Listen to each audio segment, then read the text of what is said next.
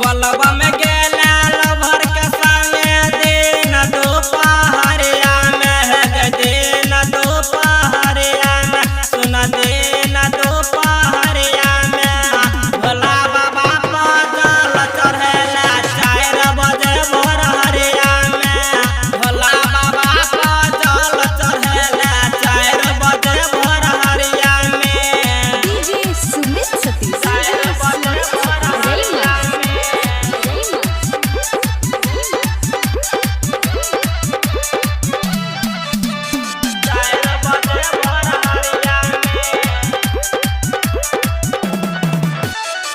कमला फूल सजल उठेले 8 बजे के रतिया में है गे 8 बजे के रतिया में सुना 8 बजे के रतिया में जाइते जाइते जल चढ़ेला 4 बजे भोर हरिया में भोला बाबा पर जल चढ़ेला 4 बजे भोर हरिया में 4 बजे भोर हरिया में